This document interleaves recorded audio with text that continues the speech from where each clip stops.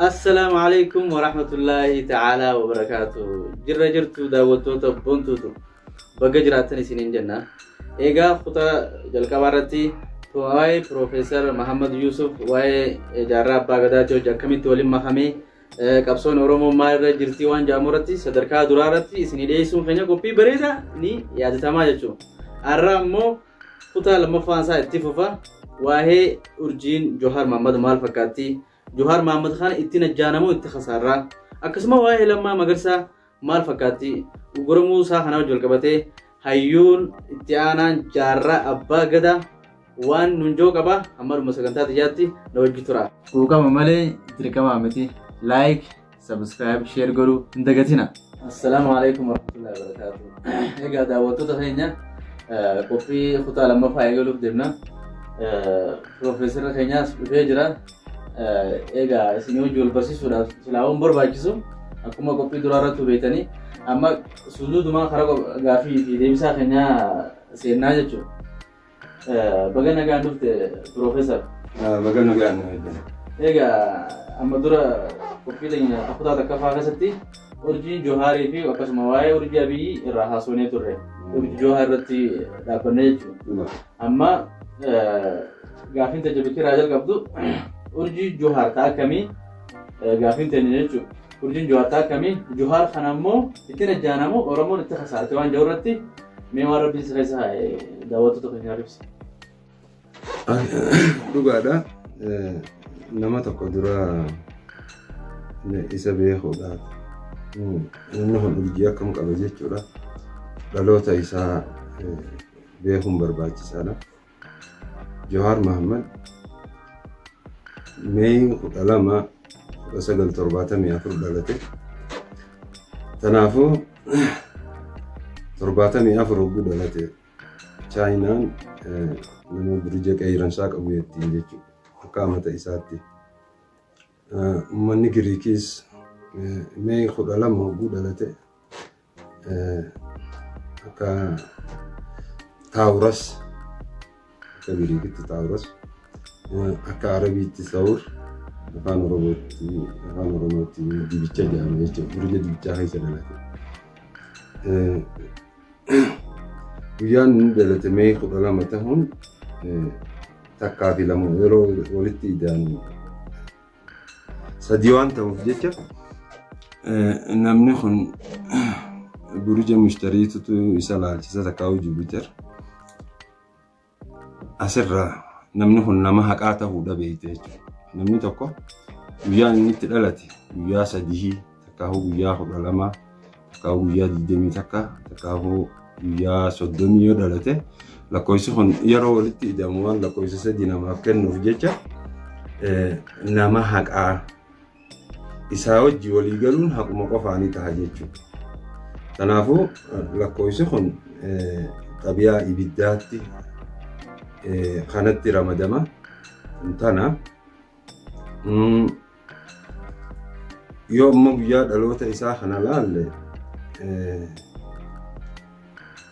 lakkoofsi Dr. Abiyyiin 15tti dhalate san 15 kun jaha namaa kanna jahaa fi 3 waliin didu oguu burja taawuras takkaa'u sawri keessa dhalate Abiyyiin liyoo keessa takkaa'u asat keessa dhalate oguu jenni dubbii takkatanii Dr. Abiyyiin amma dura dubbate irratti oguu yaadatu namni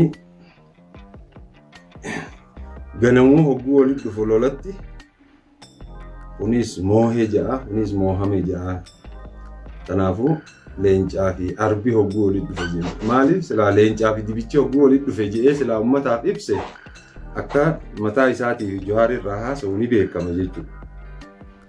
Kanaafuu leencaatu dibichatti haajama malee dibichi leencatti hin haajamu.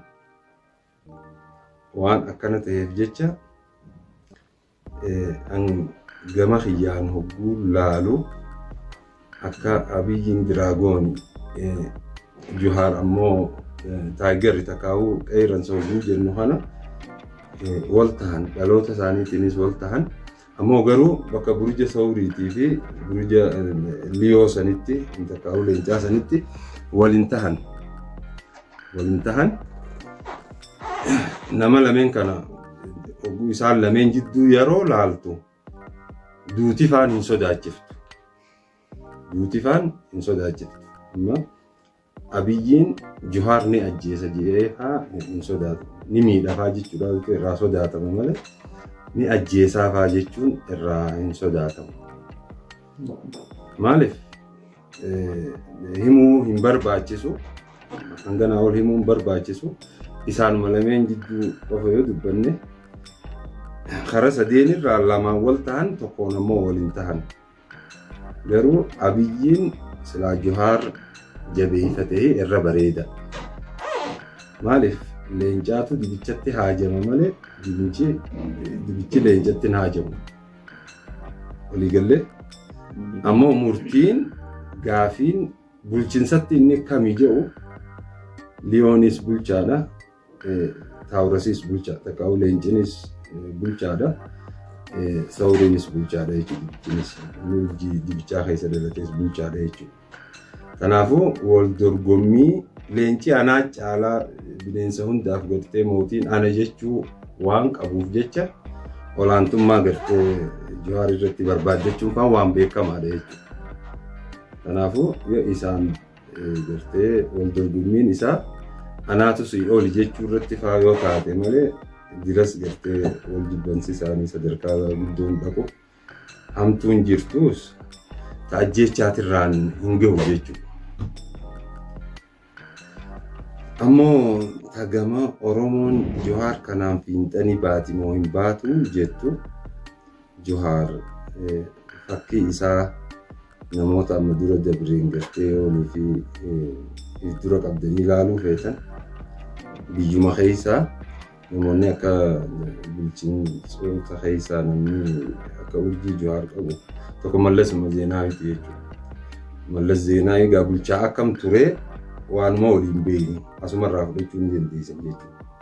Tokko karaa biyya Arabaa kana yoo ilaaltan Saddaam Huseen namni haalaan beekamu jechuudha. Kanaafuu namoonni kun namoota gartee hawaasa isaaniitii fi qabeenya isaaniitii fi gartee mootummaa isaanii guddisuudhaan beekaman waan ta'eef jecha Johaar yoo Oromoo hogganii sadarkaa bareeddumarraa ni gaha malee waan akka wanni inni sodaachisu gartee bulchiinsa isaa keessatti hin jiru jechuudha. Haasawa kiyyarra namoota bulchiinsoota lameeniin misaalaaf isinii dhabe kanarraa wal gaafachuu ni dandeessin jechuudha. Kana deebisaa bareeda. Egaa Piroofeesar hedduu galatoomii. Hedduu gaafii bal'aa deebisaa goote. Mee karaa gaafii lammaffaatti yeroo dabarru gaafii lammaffaattis ta duraatti hojii wal fakkaatti. Akkasuma urjii lammaa magarsaatu maal fakkaatti? Isa kana Oromoon itti najjaatimoo hallayyeetti seenti waa'ee lammaa magarsaa kana maraalatu. Jarri sadeen kun yeroo takkatti walitti dhufuun haalaan waan ajaa'ibaati. Jarri sadeen kun sadeenuu bulchaadha. Kanaafuu gaafii nama naaf dhiyeessitan lammaa magarsaati irratti hundoofteeti. Lammaa Magarsaatii fi Abiyyiin baatii dhalatanitti urjiin isaanii takka. Baatii Liyoo keessa dhalatan. Akka galmeeffametti Lammaan Magarsaadhaa Juulaay 26 1970 dhalate. Jechuun amataan irraa maayyii dhaladheessanii guyyaa maayyii irraa dhaqqabeessan baatii torbaffaa guyyaa 26 dhalate jechuudha. Bara 1970 akka baraatti bara tokko keessa dhalanne jechuudha. Baatii 5 isa booda aanee haadhufuu malee an jechuudha. Kanaafuu duuba Lammaa Magarsaadhaa akka amata dhalateetti yoo ilaalu akkaataa Chaayinaan itti ilaaltutti jechuudha. Lammaa Magarsaatii fi Abiyyi jechuun saantiima tokko fuula lameen san jechuudha. abiyyiin gamana ta'e lammaan saantima gamana akkana wal fuula dura jechuudha. Kanaafuu Dr. Abiyyiin hogguu urjiin ilma namaatiin ta'a amataatis 12 taatee sabaatiitis 12 taate amata jahaffaati irratti dhufe jechuudha Dr. Abiyyiin. Kanaaf kana wal fuula dura ta'an akka kaabaa fi kibbaa takkaa'u akka bahaa fi dhihaa jechuudha. Namni yeroo akkana ta'e maayii irratti wal dhaba. Taakka ta'a amataati. Abiyyiin diraagoon keessa dhalatu Lammaa Magarsaa iddoo amata jaan keessa dhalate jechuudha.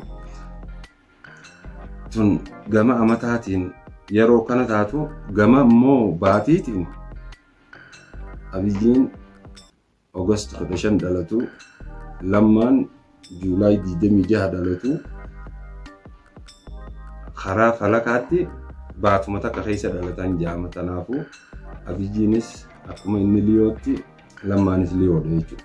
Leenca isaa lachuutu. Garuu Abiyyiin dhiifama Lammaan Juulaay 26 dhalate. Juulaay 26 dhalachuu kanaatuutu 26 guyyaatti dhalatte bar jijjiiruu hin dandeessu. 26 dhalachuu kanaatu akka inni moohamu isa godhe jechuudha. Kanaafuu guyyaa inni dhalate irratti hundooyne yoo haasoyne tapha kanaa ala baha jechuudha. Waliigalema tapha siyaasaa taphatan kanaa ala lakkoofsa guyyaa inni dhalateetiitu isa baasa jechuudha. Fakkeenyaaf silaa hin deebi'u dubbiiti 24ffatti dhalate imma dhibbarraa dhibbatti Abiyyi wajjin hiriyaa guutuu ta'a jechuudha. Guyyaa 26 dhalachuu kanaatuutu maal guyyaan 26 Saatarni jaama. Waliigalee waan akkana ta'eef jecha namni amma fakkeenyaaf guyyaa 26tti dhalate yoo bakka wal dorgommii boksiitii irratti yoo dhiyaate naageetti moohama jechuudha. Kanaafuu rakkinni bakka tana malee amata dhalatanii fi baatii dhalatanitti baatitti akkuma tokko amatatti immoo hiriyaa akka jaansan jechuudha. Saantiima gama lameen gamanaa fi gamana jechuudha. Egaa guddaa galatoomee Rabbii beekumsa biraanis yaada baluun Profeesar wanta kaan ajaa'ibsiise wanni sammaani Somaaleen Amaaraan gaallaa jetti yookaan gaalde. Amaarri immoo deebiseeti Oromoodhaan gaallaa jedha. Dubbiin tun maaliif akkana taate mee Profeesar waan irraa beektu ni qabdaa? Dhugaadhaa hawaasa keessatti hawaasa adda addaa keessatti maqaan akkanaa kun ni jira. Hawaasnummaan gaallaa tahee biran dabrin hin jiru. Hawaasnummaan gaallaa tahee biran dabrin hin jiru. Amma yeroo gaallaa jedhan akka waan maqaa Oromoo maqaa Oromtichaa gartee lammadaa fakkeenyaaf maqaan kiyya waan namni beeku Mahammad Yusuf namni haalaan na beeku maqaan kiyya Mohaaquma. Namni kun ilmi namaa kun akkanatti maqaa lamaa sadii nama beeka jechuudha. Kanaafuu gaallaa guyyaan maqaa Oromoo kabirootitti ilaalama jechuudha. Akkasii miti dubbiin. Gaalla jechuun akka afaan Arabaatti jaahila jaan kan. Jaahila. Akka Somaaleen gaal jettiin dhugaadha. Gaalla jechuun maal jechuudha? Gaalla jechuun maal jechuudha? Yeroo amantaan haaraan takka takkaa'uu nama amantaa yeroodhaa zamana keessa jiru dhiisee ati tadur walliftan jaani tadur wallifta jamba nama amantaa duraa qabuuni gaallaa jaa. Waliigalee kanaafuu amma Somaaliin maalii fi Amaaraan gaal jetti. Somaaliin amantaan isii Islaamummaadha. isaan Musliima jechuudha. Amaarri kun amantaan isaa Kiristiyaana. Kanaafuu amantaan Kiristiyaanaa amantaa Islaama takkaa'u Musliima kana amantaa Musliimaa dura. Waan akkas taateef Somaaleen amantaa zamana kana hojii deemu qabdi. Akkasitti beekte. Kanaafuu Amaaraan takkaa'u Kiristiyaanaan gaal jetti jechuudha. Maaliif? Nabi Muhammad alayhi salaam alaali Nabi Isaa booda. Kanaafuu namni duraan Nabi Isaa qabatee deemu yeroo Nabi Muhammad dhufe isa qabachuun irraa eegama jechuun asira isaati. Kanaafuu yoo qabachuu baate Musliimaa kun kanaan jaahila jaa jechuudha. Sadarkaa mushrikummaati fi jaahilummaa keessa jira. Somaaleen Amaaraan jettu isinii galta nafti fakkaata. Amaarri hoo maalii fi innis faraqaa kanamu faraqaan namni anyoon si ergadde ati khasirra xiqqaati ergatte jechuudha akkas misaala saniiti. Amaarrinis Oromoon waaqeffattuudha uumaa isiitti. Waaqeffattummaan kun amantaa Nabi Isaa duraati. Amantaa duri jechuudha. Waan akkana taateef jecha Amaarrinis faraqaa isaatti hiree harkatee jechuudha. Akkuma Somaaleen gaal isaan jettu sanitti Oromoodhaan innis gaallaa jaa jechuudha. Kanaafuu hawaasni tokko hawaasa gartee amantaa isa duraa qabu saniini gaal takkaa'u gaallaa jaa jechuudha. Kanaafuu gaallaa takkaa'u gaal jechuun takkaa'u jaahil mushrika jechuun dhiiga osoo hin tahin sammuu gartee abbichaati.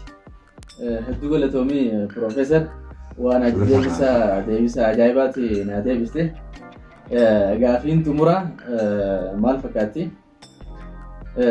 Itoophiyaan wallaaltu yookaan jaahila eegee jenne akka Jawahar Mahmud kana fatti taanii akka uummanni nu baanu xarapheezaa zuuriyaa yookaan dippiloomaasummaadhaan yoo taanii hojii haasa'an yaani ni najjaati moo najjaanuu irratti Itoophiyaan eega wallaaltu ati mee furmaanni waan kanaatu maali waan jiru irratti deebisaa naa godhiti gaafii xumuraati taatu. Gar ammaas gaafiin amma gaafatte sun gaafii reefu gartee gaal takkaa'u gaallaa jettu sun sanirraan fagaattu. Ilmi namaa ni muuxata ta'uu sadarkaa hamtuu duraan irra jirurraa ni guddata. Sadarkaa guddoo irra gahaa jechuudha. Takkaa'u haasawuma reefu haasawinu san irratti haasawuma akkasii yoo goone gaallummaarraa ni baha jechuudha. Gaallummaarraa bahuu tanaatutu akka jabaa. Kanaafuu ilmi namaa humnatti yeroo amanu alaamaan isaa tanumaatutu gaallaa isa godha humnatti amanu. Maatii ta'ee gartee haasawee rakkoo jiru gartee rakkoo biyyaa, rakkoo hawaasaa, rakkoo mootummaadhaa, rakkoo ikonoomii gartee karaa gartee mariitiin gartee furmaata godhachuu dadhabuun tanumaatutu gaallaa nama godhaa'u jechuudha. Amma asitti yoo rakkoon takka naafis jidduu jiraattee wal haasofnee furmaata itti goonu taate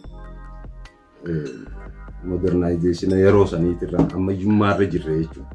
Kanaafuu ilmi namaa gaallummaa fi ammayyummaa yoonii fi ammayyummaarra jiraate ilmi namaa wajji gatteesseeti rakkoo qabdu haasofitee furmaata godhatte jechuudha. Yooniif ammoo ilmi namaa gaallummaarra ha jiraatu taate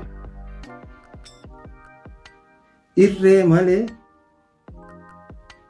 anammoo haalaan mootummaa beekuun akka Jawaar kana fatti immoo fakkeenyaaf Oromoodhaaf qabsaa yoo hanaan jettan taate akka Jawaar kanatti gartee lubbuu tiyyailaa har'a mootummaa tanatti gartee if kennee isaanii wajjin gatu maaliif amma dura gaallummaarraa hin baane waan akkas taate nama kana gaallummaarraa baasu gaallummaa habiroo maali beektaa maqaan gaallummaa takkaa'u hiikaan bineensummaa jechuudha. Bineensi gaafa barsiifate ulii akkuma re'eetii fi looniiti. Waliigalee ammoo hanga bineensa gaaraa ta'ee jiru san isaa wajjin deemee taphadha jechuun lubbuu ifi taphachuun waan akkana taateef jecha amma dura gaallummaarraa hin baane hanga gaalummaa irraa bahanu irree malee marii takkaa'u dippiloomaasummaa haala ammayyummaa yoo hanga ammoo dubbii maayyii taniin isin deebisu akkuma isaan beekan sanitti ishii geetaa ijaanii gartee buluufa Oromoon gaa dandeettii kanaan qabdi jedhee yaadu akkasii hangana ol gaa isinummaan irratti wal marii haddaa dubbitan. Hedduu galatoomii Piroofeesar. Gaafiin sagantaa itti aantu Oromoon akka Piroofeesar jeetti jechuudha. Oromoon qabsoo sadii gooti. Qabsoo sadii irraa lama fashalteeti. Isa sadaffaan ajjaatii marsaa sadaffaan ajjaatii jechuudha. Eega kana taate gaa dubbiin qabsoo Oromoon marraa meeqa goote marraa meeqaatu hafeef waan jiru qophii itti aanu keessatti wajjin laallu ta'a. Hedduu galatoomaadha. Nagaan horaa bulaa isin jenna.